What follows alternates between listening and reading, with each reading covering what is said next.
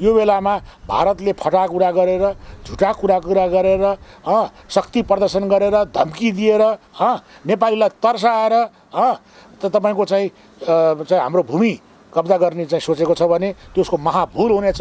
एउटा कुरो भारतले याद गर्नुपर्छ, छिमेकी भएर के गर्नु, असल छिमेकी नभइसकेपछि मनमा कालो धब्बा बोकेर हिँडिसकेपछि कहिल्यै चाहिँ छिमेकीको चाहिँ शुभ भलो नसोच्ने भइसक्यो। त्यस्ता छिमेकीलाई चाहिँ के भन्ने हामीले अहिले? भारतका चाहिँ हरेक सिमानाका लडाइँहरूमा अग्रमोर्चामा गोर्खा सैनिकहरू नेपाली सैनिकहरू लडिरहेका छन्। यसरी भारतलाई बचाएर राखेको भारतको चाहिँ स्वतन्त्रता, भारतको चाहिँ तपाईँको भूमि रक्षा गर्ने गोर्खाली सैनिकहरूलाई चोट पुर्याउने किसिमले भारतले कुनै पनि कदम गर्छ भने त्यो सुसाइड हुनेछ, भारत राष्ट्र टुक्रिनेछ।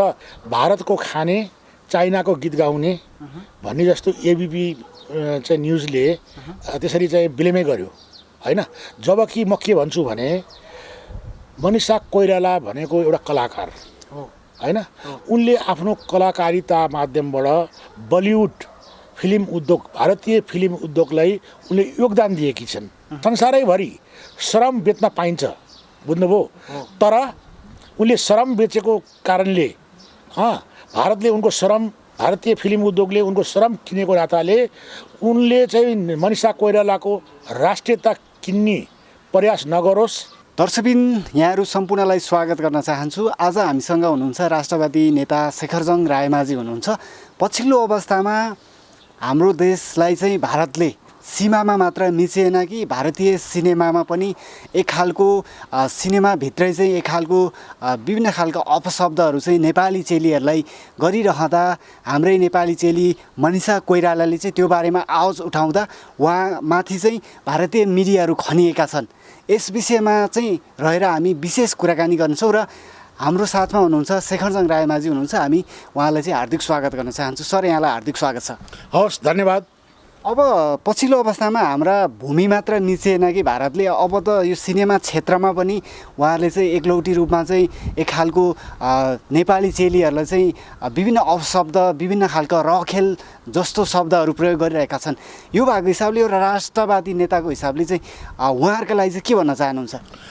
राम्रो प्रश्न गर्नुभयो, प्रश्नको लागि धन्यवाद छ। जहाँसम्म मनिषा कोइरालाको कुरा छ र जसरी मनिषा कोइरालाले ट्विट गर्नुभयो र नेपालले जो नक्सा निकालेको थियो, सार्वजनिक गरेको थियो, त्यो नक्साको पक्षमा उहाँको अवधारणाहरू आएको थियो। त्यसमा उहाँले त्यसरी ट्विट गर्नुभएको थियो कि यो चाहिँ अब तिनटै मुलुक मिलेर चाइना, भारत र नेपाल मिलेर चाहिँ यसको सम्मानपूर्वक समाधान गर्नुपर्छ भनेर भन्नुभएको थियो। र यो भनेको बापत भारतीय मिडियाहरू जसरी खनिए, जे जस्ता चाहिँ कुराहरू चाहिँ मनिषाको उप लान्छनाहरू लगाइएको छ, जसरी उहाँलाई चाहिँ तपाईँको अपशब्दहरू प्रयोग गरिएको छ, यो बहुत दुःखदायीपूर्ण कुरा छ होइन। मिडियाले के भनेको छ भने भारतको खाने चाइनाको गीत गाउने भन्ने जस्तो एबिपी चाहिँ न्युजले त्यसरी चाहिँ बिलेमै गर्यो होइन। जबकि म के भन्छु भने मनिषा कोइराला भनेको एउटा कलाकार होइन, उनले आफ्नो कलाकारिता माध्यमबाट बलिउड फिल्म उद्योग, भारतीय फिल्म उद्योगलाई उनले योगदान दिएकी छन्। उनको कलाको कारणले बलिउड मतलब भारतीय फिल्म उद्योगको उचाइ बढ्नमा उनको कला चाहिँ एउटा चाहिँ सहयोगीको रूपमा रहन गएको छ। त्यसकारण मनिषा कोइरालाले त भारतीय फिल्म उद्योगलाई दिएकी छन् लिनुभन्दा, जबकि उनले चाहिँ त्यस किसिमको चाहिँ शब्द प्रयोग गरेको छ, त्यो गलत हो। र उनले काम गर्दाखेरि आफ्नो पारिश्रमिक लिन, त्यसकारण संसारैभरि श्रम बेच्न पाइन्छ, बुझ्नुभयो? तर उनले श्रम बेचेको कारणले भारतले उनको श्रम, भारतीय फिल्म उद्योगले उनको श्रम किनेको नाताले उनले चाहिँ मनिषा कोइरालाको राष्ट्रियता किन्ने प्रयास नगरोस्, त्यो मनसुबा नराखोस्। र कहिले पनि उनी राष्ट्रवादी छिन्, उनी नेपाल राष्ट्रको चाहिँ नागरिक हुन्।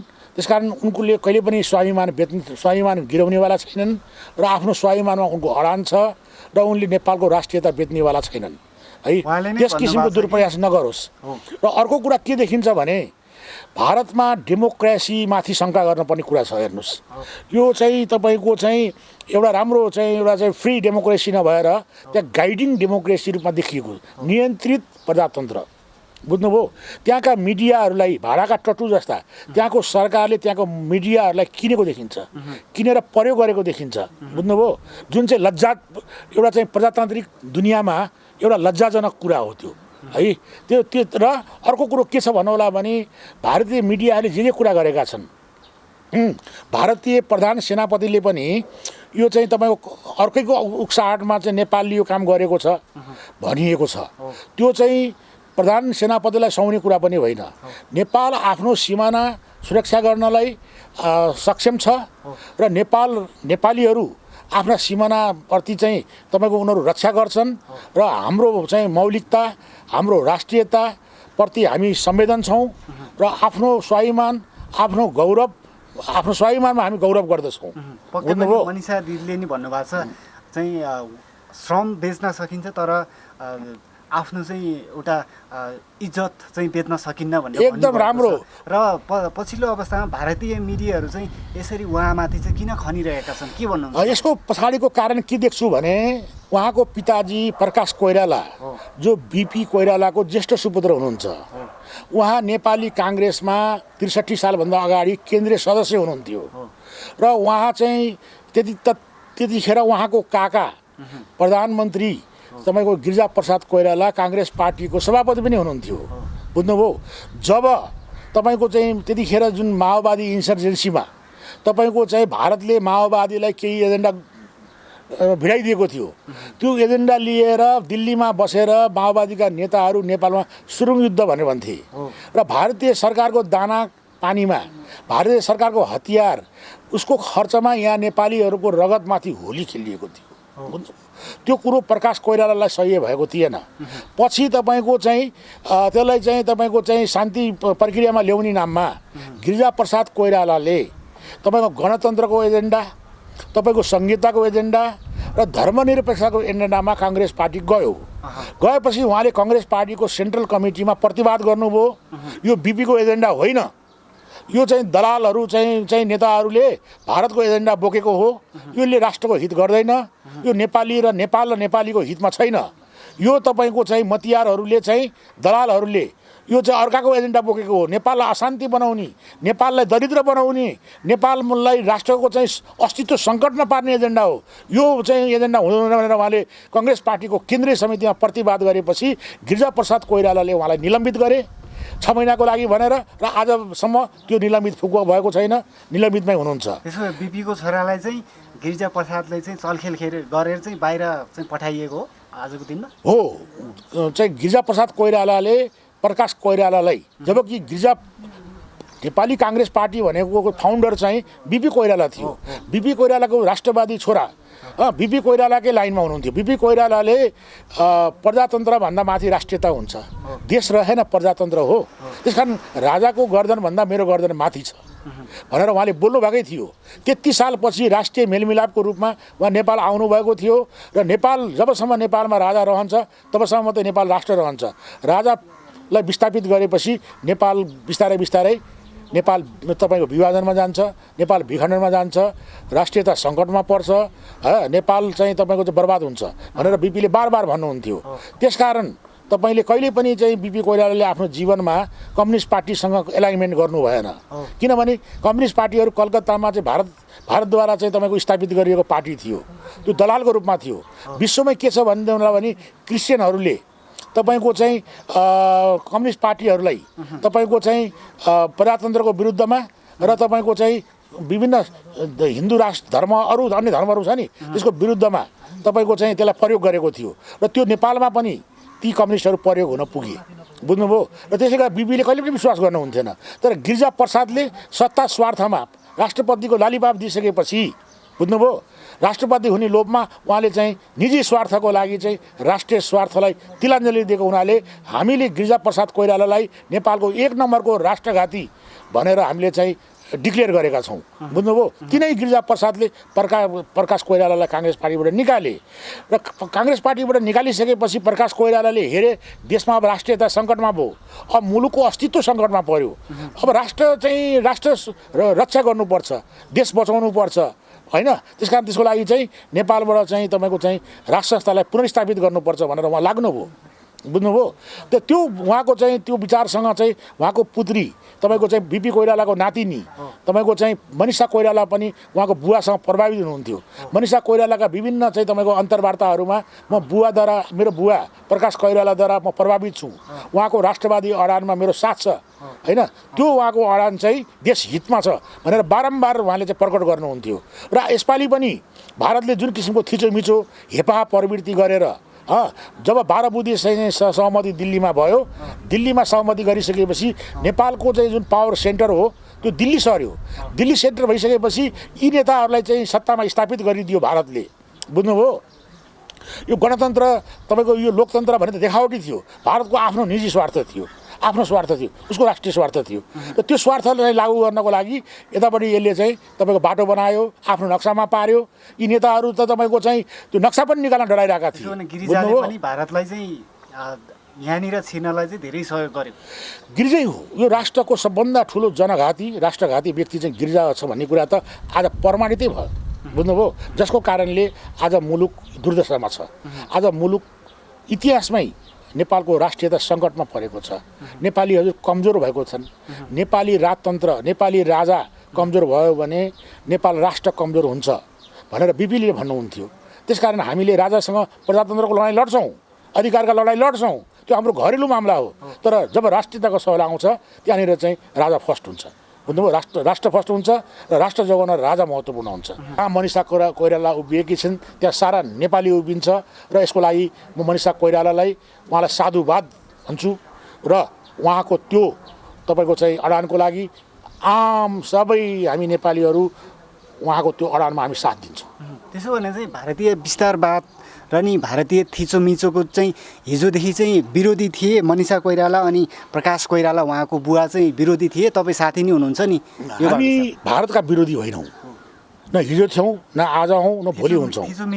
हामी हाम्रो थिचोमिचोको प्रतिवाद गरेका हौँ।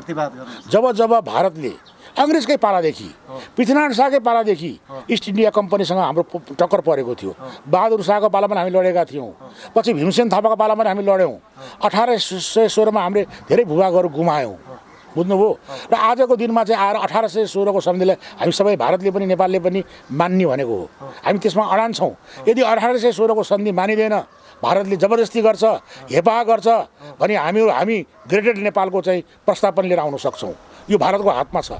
नेपालीलाई तपाईँको चाहिँ ग्रेटर नेपालको प्रस्तावमा जाने कि नजाने भन्ने कुराको चाहिँ निर्क्युल चाहिँ भारतको व्यवहारले चाहिँ गर्छ। यदि 1816 को सन्धिमा भारत चाहिँ त्यसमा चाहिँ कायम रहन सक्दैन भनेदेखि चाहिँ फेरि हामी चाहिँ ग्रेटर नेपालको टिस्टादेखि काँगडासम्मको चाहिँ मुद्दा लिएर हामी अगाडि बढ्न सक्छौँ। यो कुरो भारतले समयमा चेतोस्। भनेपछि मनिषा कोइरालाले पनि भर्खरै मात्र भन्नुभएको छ जुन भारत चाहिँ एउटा बेलायतको चाहिँ अधीनमा रहँदा चाहिँ नेपालका प्रधानमन्त्री जङ्गबहादुर राणा चाहिँ बेलायती प्रधानमन्त्रीसँग चाहिँ चेस खेल्दै थिए, तिमीहरूले के सोचेका छौ नेपाललाई भनेका छन्। त्यसो भने मनिषा कोइराला को बुवा प्रकाश कोइराला चाहिँ तपाईँ सहकर्मी साथी एउटै पार्टीको होइन हुनुहुन्छ, गुरु हुनुहुन्छ, उहाँ नेसनल मुभमेन्ट अभियानको चाहिँ अध्यक्ष हुनुहुन्छ। प्रकाश कोइराला मनिषा कोइरालाको बुवा हुनुहुन्छ, तपाईँ पनि त्यही संस्थाको संस्थापक महामन्त्री हुनुहुन्छ। त्यो भएको हिसाबले मनिषा कोइराला पनि राजनीतिमा हुनुहुन्छ कि भन्ने खालको एउटा मानिस यतिखेर उहाँलाई चाहिँ अब राजनीतिमा उहाँ संलग्न हुनुहुन्न बुझ्नुभयो। यो राष्ट्रिय अडान जुन तपाईँको नेपाली भूमिको रक्षा छ नि, यो राजनीतिको कुरा होइन, यो सबै नेपालीको चाहिँ तपाईँको चाहिँ यो सरोकारको कुरा हो बुझ्नु भएन। त्यहाँ राष्ट्र रक्षाको लागि राजनीतिमा आउने नआउने भन्ने प्रश्न आउँदैन। तर केही राजनीतिमा हुनुहुन्न उहाँ। नेपाली जनताले चाहिँ माग गरे भने उहाँ आउन सक्नुहुन्छ। उहाँले आफ्ना राष्ट्रिय अडानहरू टाइममा राख्नु भएको छ होइन, अहिले पनि राख्नुभयो र उहाँहरू चाहिँ नेपाल राष्ट्रको स्वार्थभन्दा बाहिर उहाँ हुनुहुन्न र नेपाली जनताले चाहँदाखेरि उहाँ चाहिँ उपलब्ध हुन सक्ने म देखिरहेको छु। र हामीले मनिषा जस्तो होइन एउटा चाहिँ विश्वविख्यात अभिनेत्री दुनियाँले चिनेको एउटा अन्तर्राष्ट्रिय साख बनाएको एउटा अन्तर्राष्ट्रिय हैसियत बनाएको एउटा व्यक्तित्वलाई हामीले नेपाली राजनीतिमा ल्याउँदाखेरि नेपाल राष्ट्रलाई नेपाली जनतालाई फाइदै हुन्छ होइन। यसको लागि मैले जहिले पनि उहाँलाई चाहिँ मैले उहाँलाई आमन्त्रण गरिरहेको छु कि अब तपाईँ जहिले पनि आउन सक्नुहुन्छ। हामी तपाईँले नेपालको राजनीतिमा हाम्रो चाहिँ तपाईँको राजनीतिमा तपाईँलाई केन्द्रीय भूमिका हामी जहिले पनि उहाँलाई चाहिँ हामीले सम्मान साथ हामीले चाहिँ उहाँलाई वेलकम गर्छौँ। हाम्रै चेली मनिषा कोइरालालाई चाहिँ भारतबाट चाहिँ लखेट्ने भन्ने खालको होइन भारतीय मिडियाले खेदो खनिरहेका छन्। त्यसो भने भारतमा चाहिँ हाम्रै चेली सुरक्षित हुनुहुन्छ त? अहिलेको दिनमा चर्चित अभिनेत्री पनि होइन, हुनुहुन्छ। भारतीय मिडियाहरूले ज्यादती गरिरहेका छन् है, बकवासहरू बकिरहेका छन् होइन, अपशब्दहरू प्रयोग गरिरहेका छन्। त्यसले उनीहरूको चाहिँ आफ्नै शक्ति कमजोर हुन्छ। बुझ्नुभयो? सत्यमेव जयते, सत्यको जित हुन्छ। त्यसकारण तपाईँको चाहिँ आज भारतमा तपाईँको चाहिँ धेरै नेपालीहरू छन्, धेरै नेपालसँग चाहिँ रोटीबेटीको सम्बन्ध भएको, सांस्कृतिक सम्बन्ध भएको धेरै चाहिँ नागरिकहरू हुनुहुन्छ। यो नागरिकको कुरो होइन, यो सत्ताहरूको चाहिँ तपाईँको चाहिँ यो दलाल तपाईँको चाहिँ गुलाम मनोवृत्तिको उपज मात्रै हो। बुझ्नुभयो? र आज चाहिँ हामीलाई नेपाली भारतीय जो भारतीय नागरिकहरू छन्, जो हाम्रो मित्रहरू छन्, हामीलाई उनीहरूप्रति भरोसा छ। हाम्रो चेलीको सुरक्षा हुनेछ। यदि हुँदैन भने हामी तुरुन्त हाम्रो चेलीलाई हामी नेपाल ल्याउँछौँ र हाम्रो चेलीको चाहिँ सुरक्षा गरेर उसलाई सारा नेपालीहरूले साथ दिनेछ। यसको लागि चाहिँ म उहाँलाई साधुवाद दिन्छु र आफ्नो अडान राष्ट्रियताको अडानमा हमेसा कायम रहनुहोस् भन्ने मेरो उहाँलाई शुभकामना पनि छ होइन। र मसँग त चाहिँ तपाईँको चाहिँ नेसनल मुभमेन्टको चाहिँ तपाईँको चाहिँ फोरममा सँगै काम गरेको हुनाले त मेरो त आफ्नै दिदीबहिनी जस्तो होइन, आफ्नै बहिनी जस्तो लाग्छ। र हुनुहुन्छ नेसनल मुभमेन्टको नेसनल मुभमेन्टमा अहिले चाहिँ अब यतिखेर चाहिँ उहाँ आबद्ध हुनुहुन्छ होइन। तर अहिले कुनै चाहिँ उहाँको चाहिँ कलाकारिताको काम र उहाँको स्वास्थ्य होइन, उहाँ अहिले स्वास्थ्यको चाहिँ के अरे क्यान्सरको ट्रिट गरेर होइन त्यसको चाहिँ उसमा हुनुहुन्छ। त्यसले गर्दाखेरि उहाँको अहिले डिजाइनेसन यो नै भनेर चाहिँ छैन। तर उहाँ कुनै पनि दिन हामीले उहाँलाई स्वागत गर्छौँ र यो नेसनल मुभमेन्टमा उहाँले महत्त्वपूर्ण जिम्मेवारी पाउनुहुन्छ होइन। र त्यो चाहिँ अब हामी अब देशमा यदि यस्तै किसिमको सङ्कट हाम्रा सीमाको सीमाको रक्षाको लागि, हाम्रो देशको नेपालीको चाहिँ तपाईँको चाहिँ समृद्धिको लागि होइन, नेपाली जनताको हकहितको लागि, नेपाल राष्ट्रको चाहिँ तपाईँको चाहिँ स्वाभिमानको लागि हामीहरू अब आन्दोलन गर्छौँ। र त्यसको चाहिँ मुख्य केन्द्रमा मनिषा कोइराला बस्नुहुन्छ र त्यसमा शङ्का छैन। शेखर सर, हामीले छुट्याउनै नहुने एउटा प्रश्न चाहिँ जुन पछिल्लो अवस्थामा चाहिँ हाम्रै सम्मानीय प्रधानमन्त्रीज्यूले चाहिँ नेपालको नक्सा, लिम्पियाधुरा, कालापानी लगायतका नक्सा चाहिँ समावेश गरेर हामीले नेपालको नक्सा चाहिँ बनाइयो। तर त्यो बनाउने बित्तिकै चाहिँ भारतले फेरि धावा बोलेको छ, यो नक्सा चाहिँ हामीलाई स्वीकार छैन भनेका छन्। यसमा चाहिँ के भन्नुहुन्छ? ठिक छ त भारतले पनि त आजभन्दा चाहिँ 6 महिना अगाडि जुन नक्सा निकालेको थियो त्यो नक्सा हामीलाई पनि स्वीकार छैन। अब यो मुद्दा कसरी जान्छ? वार्ताबाट गर्न पर्यो। तर भारतले अस्ति भर्खर त्यहाँको प्रवक्ताले के बोलिरहेको थियो भने अब यो वार्ता गर्नको लागि पनि केही शर्तहरू हामीले पालना गर्नुपर्छ भनेर चाहिँ भनेको छ होइन। त्यो भनेको उसको मिच्याइ हो होइन, त्यो भनेको उसको वार्ता गर्ने मनसुबा देखिन्न। बुझ्नु भएन? पेल्चल ठेल्छ भने नेपालले के गर्छ त? नेपालले जब उसले चाहिँ वार्ता गर्दैन, पेल्ने ठेल्ने धम्क्याउने काम गर्छ भने हामी पनि अन्तर्राष्ट्रिय क्षेत्रमा जान बाध्य हुन्छौँ। बुझ्नुभयो? मुद्दालाई अन्तर्राष्ट्रियकरण गर्छौँ। अन्तर्राष्ट्रियकरण भयो भने भारतको हालत चाहिँ के हुन्छ त्यो पनि बताइदिनु। होइन, अन्तर्राष्ट्रियकरण भयो भनेदेखि चाहिँ तपाईँको सारा विश्वले चाहिँ भारतको चाहिँ गल्ती त देख्छ प्रमाणले। भारत पछि पर्छ, भारतको साख गुम्छ, भारतको चाहिँ तपाईँको चाहिँ दुनियाँको अगाडि मुख देखाउन नसक्ने हुन्छ होइन। भारतका नेताहरू चाहिँ गद्दारको रूपमा देखा पर्छन्, भारतीय जनताको नजरमा पनि गिर्छन्, उनीहरूको अस्तित्व सङ्कटमा पर्छ। त्यसो भने भारत चाहिँ एउटा पतन भएर जान्छ त्यो भोलिको दिनमा। तर हामी एउटा छिमेकीको नाताले न भारतको पतन चाहन्छौँ न हामी आफू पतन हुन चाहन्छौँ। त्यसकारण हामी के चाहन्छौँ भने हाम्रो पनि समृद्धि होस्, हाम्रो समृद्धिको साथसाथै हाम्रा छिमेकीको पनि समृद्धि होस्। बुझ्नुभयो? हामी विश्व भाइचाराको पक्षमा छौँ, वसुधैव कुटुम्बको पक्षमा छौँ। उहाँहरूले त असल छिमेकीको भूमिका निभाउनु भएको छैन नि प्रधानमन्त्रीज्यूलाई। हो, तर ठिक छ त। अब भारतीय प्रधानमन्त्री मोदीजीलाई चाहिँ म के सल्लाह दिन्छु भने अब हामीहरूसँग एउटा सांस्कृतिक नाता छ उहाँसँग। बुझ्नुभयो?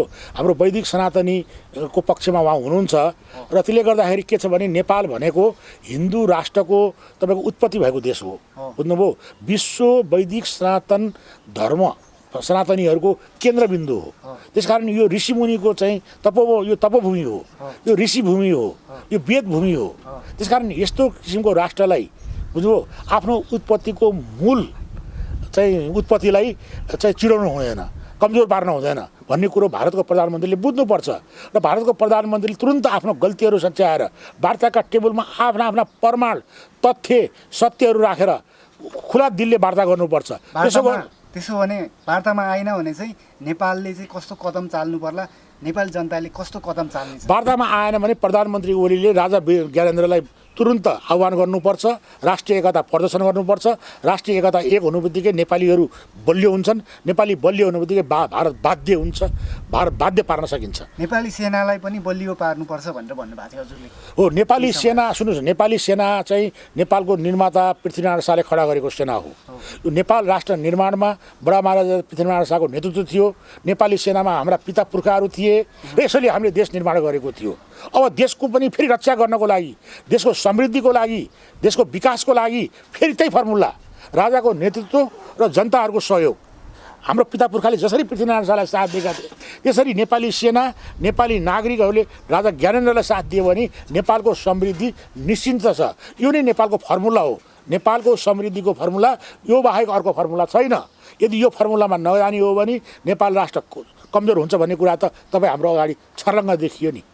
आज चाहिँ जतिखेर नेपालमा राजा थिए त्यतिखेर भारतले चाहिँ आफ्नो नक्सामा हाम्रो भूमि पारेर यो हाम्रो सम्प्रभु हो भन्न सकेको अवस्था थिएन, बुझ्नु भएन। आज किन त भन्दाखेरि हाम्रो पावर सेन्टर यी नेताहरूले दलाली गरे, दिल्ली पुर्याउनाले जो 12 बुँदे सहमति गरे त्यसको प्रतिफल यो हो।